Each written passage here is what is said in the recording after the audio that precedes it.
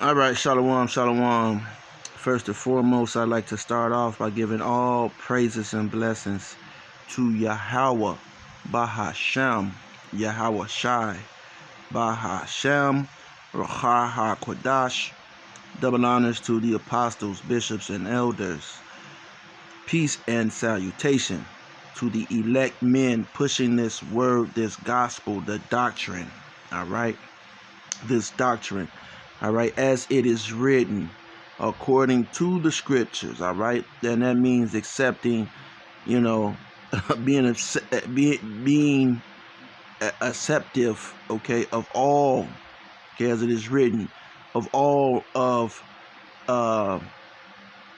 the writers of these books. All right, who have been inspired, okay, from on high to provide scriptures. All right, eating the whole roll, if you were. All right, some that walk in this truth, okay, they're not eating the whole roll. All right, they're saying, they're treating it like bread, like when you were a little kid. All right, and some of you grown ass niggas still do the same thing. You're grown, okay, you cut the edges off of your bread. All right, instead of eating the whole sandwich, okay, you cut the edges off. All right, and that's what these guys are doing. They're trimming. All right, what they don't like.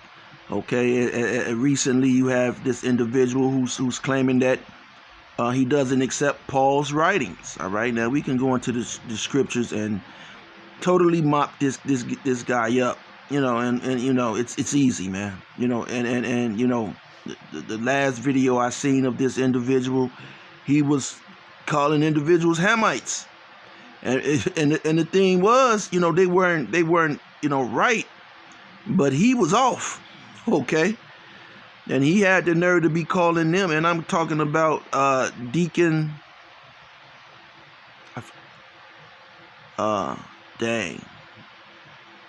Deacon Hakah. All right, who was formerly of the Sakari, if that's his name, if I'm getting your name right, brother.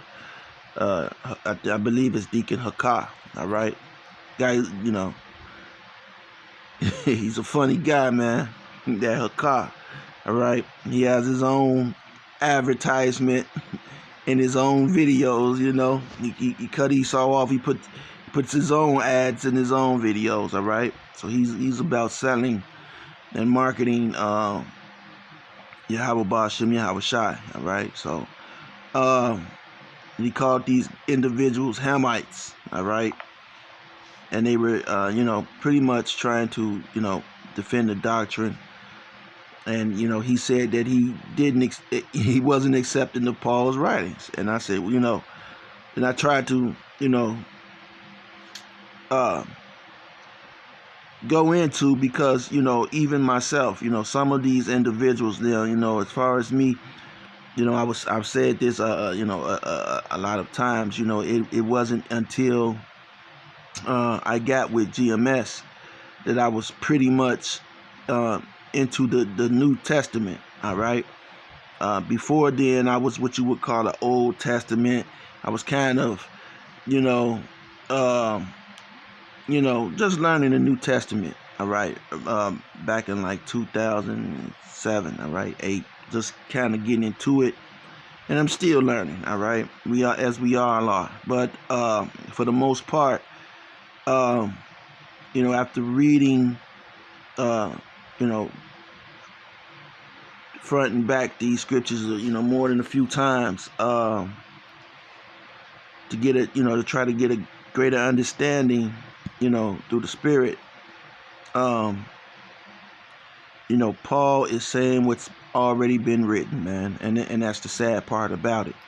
And in fact, he's not deterring at all from what's priorly written, man. All right. And so that's bad. Okay, now if you the same people, and I don't want to but the Spirit is pushing me to get on this real quick, because I'll do a lesson on it, to because I really do want to cover this. I really don't have that much time.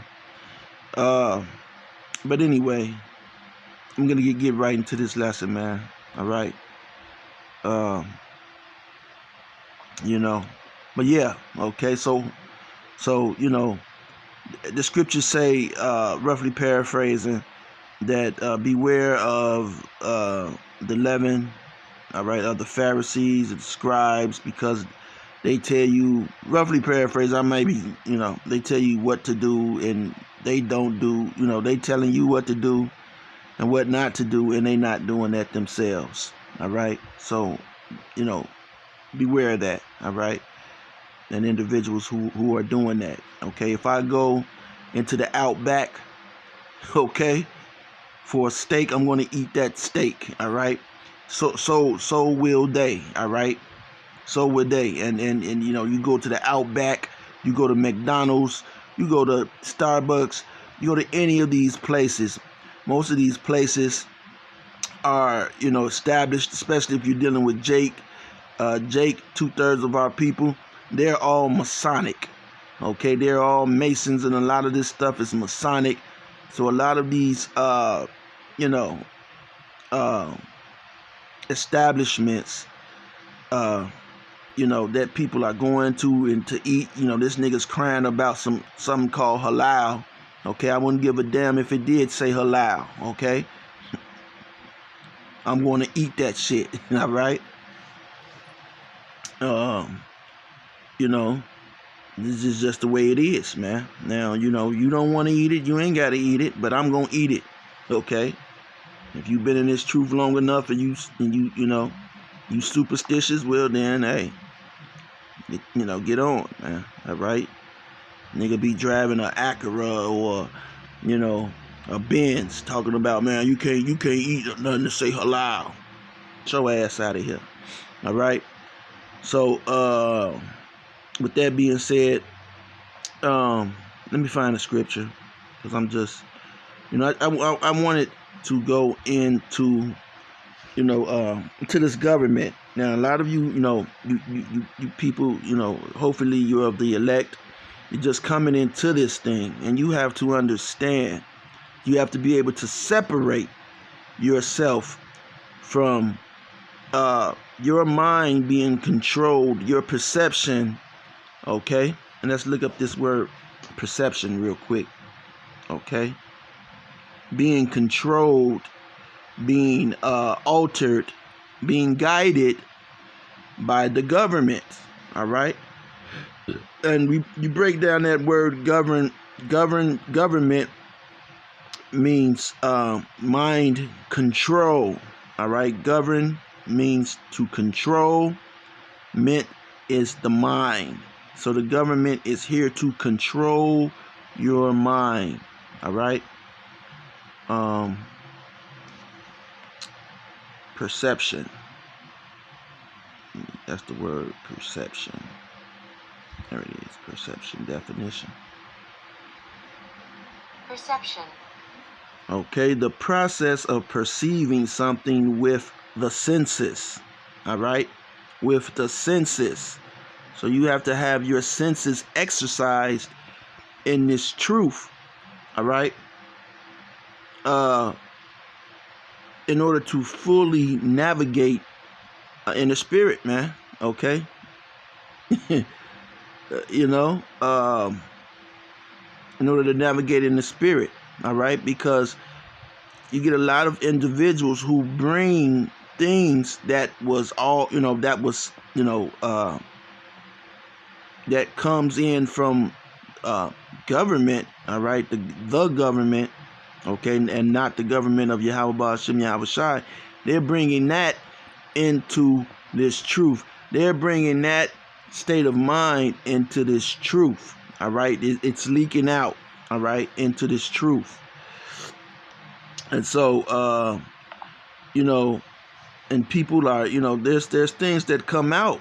Okay, and you know, and it may be offensive to people, that, you know, to the point to where they don't teach it, don't want to teach it, don't want to handle it. All right, don't want to touch it. All right, because their senses are not exercised. All right, their perception All right, it's altered. Okay.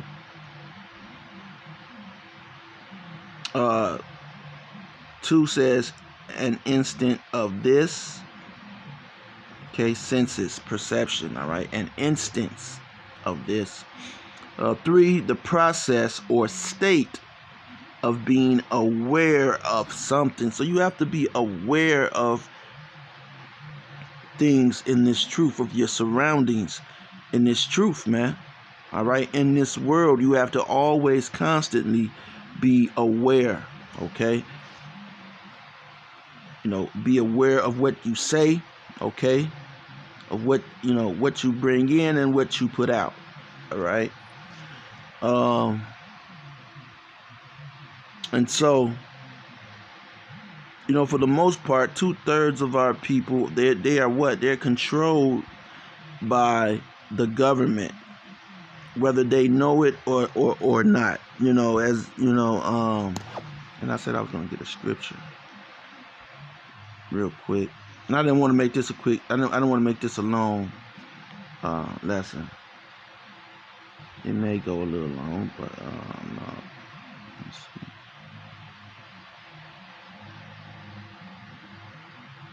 Come on, load up.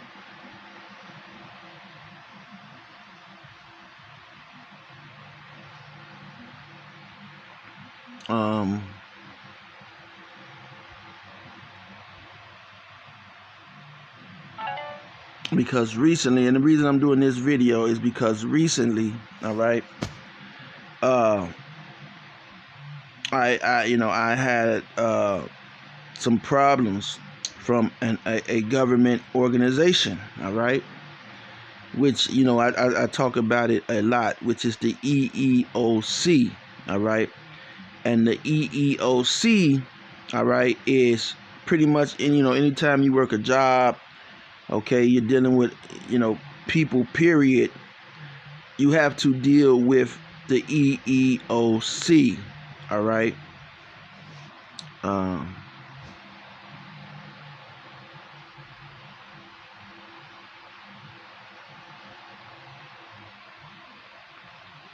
And let me get this scripture.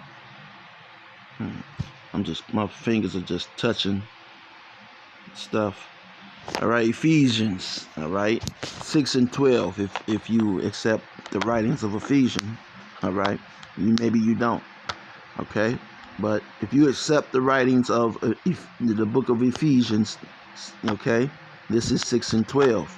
It says, "For we wrestle not against flesh and blood, all right, but against principalities, okay, against powers, against the rulers of the darkness of this world, against spiritual wickedness in high places." And this is a spiritual battle, okay?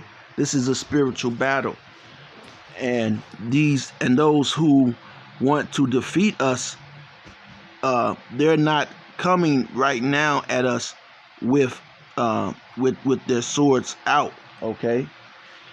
Take for instance here in Chicago, you hear a lot about places like streets, certain neighborhoods like O Block, okay? You hear a lot about O Block, all right? What else? Yeah, y'all say O Block for right now. It's a new, because you had different places. You had places like over east would be Terrytown, Motown, Killer Ward. You got all of these places, right? But right now on the map, it's O Block, all right? O Block. And the thing with O Block is this, all right? You have to use your perception with that area and that Woodlawn, with the community for the most part is Woodlawn, all right? The Woodlawn area. And in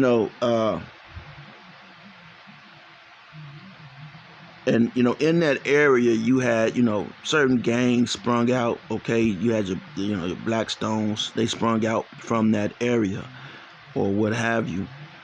But what Esau has done, all right, okay, or what he what he does is what he's doing, okay, is he is, supplying, supplying weapons to that community. All right, and as he has been doing. All right, and I say this in all videos. All right, we, with proof. I'm the proof. All right, and so the outcome is, you hear about O Block, but guess what? That little area, that little Parkway Gardens or whatever. I was, I grew up in that area, so, which was once, middle class, okay, a middle class area. All right, even Parkway, believe it or not, was a middle class.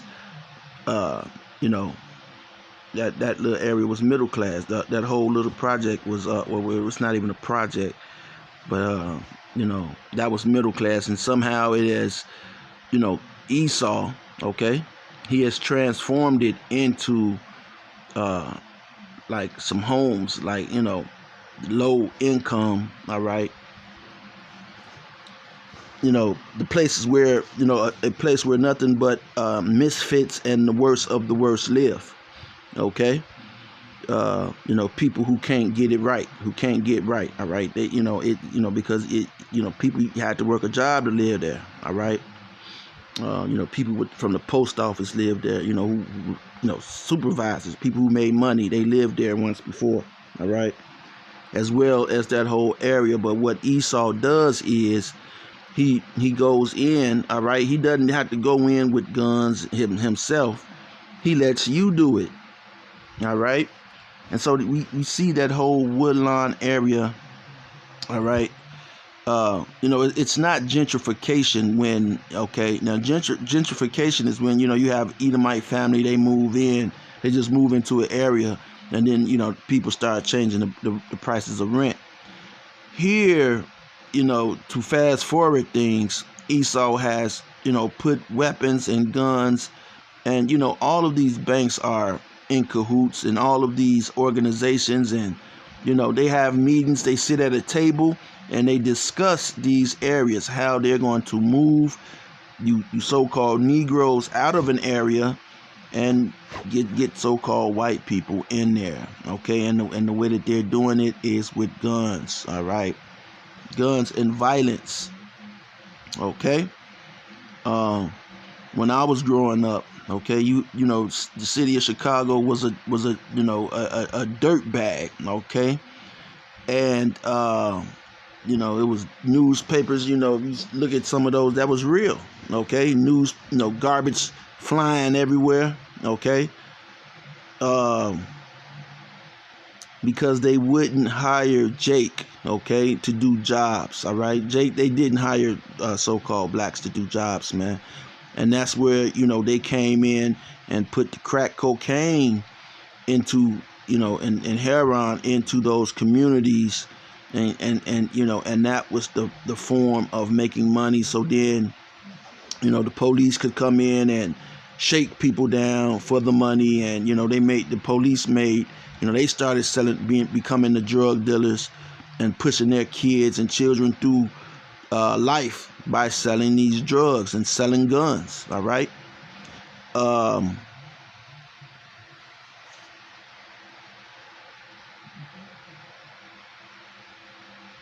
But now, okay, you see that, the police do not police. They're not policing. They don't care anymore because they're not making money off of exploiting the so-called Negroes. They can't make money off exploiting and keeping so-called Negroes in subjection. See, that's their only reason for putting on that uniform. Okay, is to keep the so-called Negro in subjection, to be able to go to war against the Negro. All right, so-called Negroes. All right, and the rest of the tribes as well. When I say Negro, at this point you should know I'm talking about everybody. All right, I shouldn't have to say, oh, you should know I'm talking about everybody. But and so, this is in Ephesians 6 and 12. scripture, all right? Because this is a prophetic scripture that we are still in this process, all right? Against these principalities. Look at the scripture. You know, you got to look at the scripture and review it. It's just not something you read and keep moving. All right, it's in play. All right, and so oh man.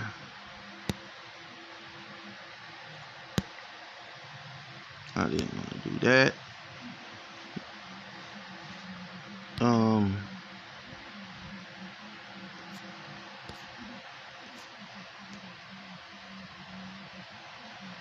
So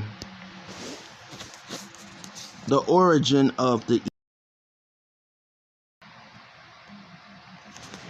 so again, this, all right, this organization, all right, the EEOC, I asked what was the origin.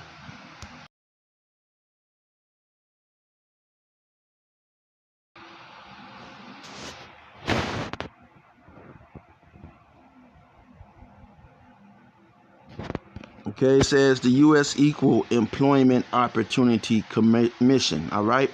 So this is for equal employment opportunity, all right? You have to understand, okay, these government places, all right? You know, we don't want to work, period, for this damn devil, all right? But, you know, one of the lies that they have is equality for all people, all right?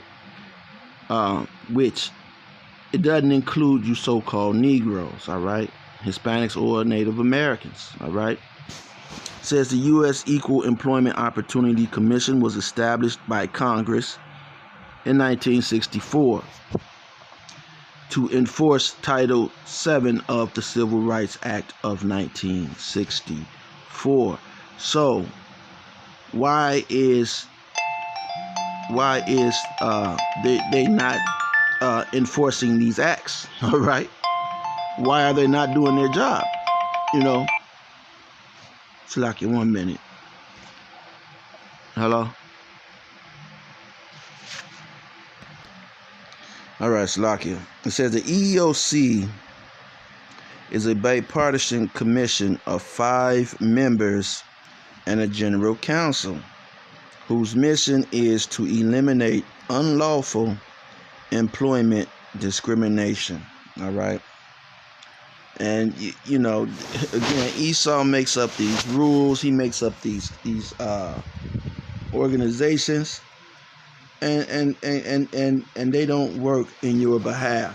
Okay. And they don't work in your behalf, man. And you're like, why do they have these organizations? You know, and just reading this, you know, you can read on, all right. And it says, you know, this is just an overview, all right.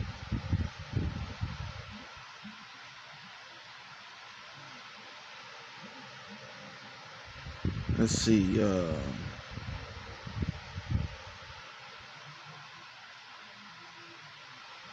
How did the EEOC come about? With headquarters in Washington, D.C. and 53 field offices nationwide. All right.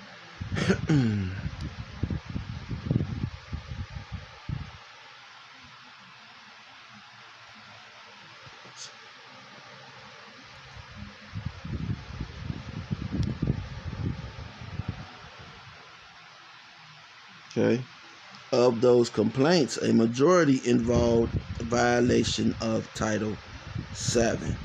Okay, so Title VII, all right, it's always something that Esau is stepping over the lines, all right?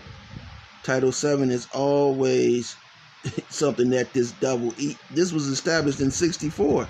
So it doesn't work, okay? It's not working,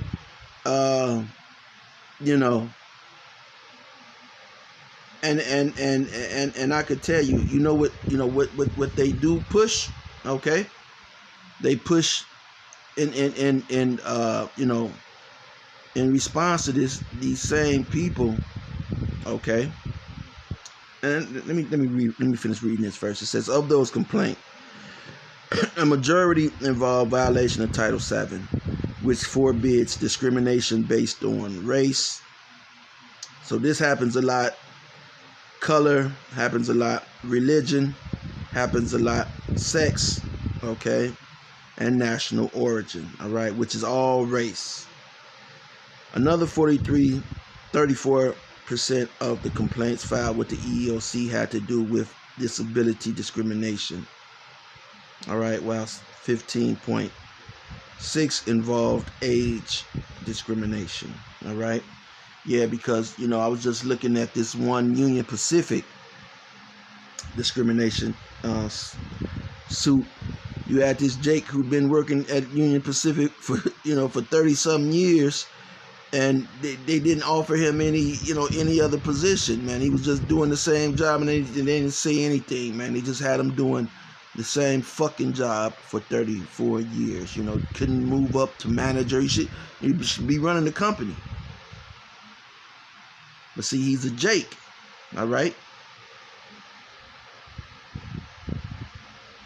But see, what they push is, when you go to work, you have to be mindful that Susan, okay, who decides that she's woke up one morning and decided that she's a boy, wanted to be a boy, okay?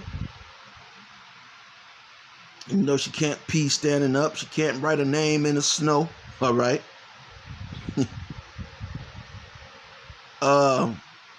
You have to acknowledge that she is a boy.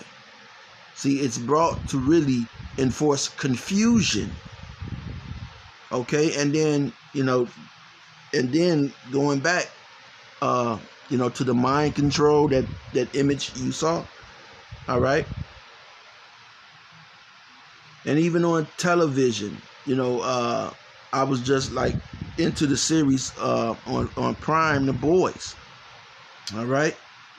But even in that, there's a lot of, people don't want to play those roles, don't want to be a part of those type of roles, even though it could be meant to be a comedy. But, some things is comedy and some things are not comedy. I get it.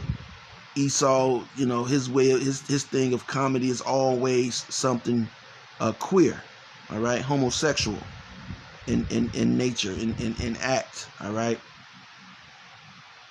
He somehow thinks that a man, putting his rod into another man is somehow funny, okay. That's funny to him, all right. Fart jokes and shit like that. That's somehow a ha-ha moment for him, all right? You Jakes, you being on the bottom for so long, that's funny, okay? And so he's teaching you how to be acceptant of a weird, strange way of life, while at the same time,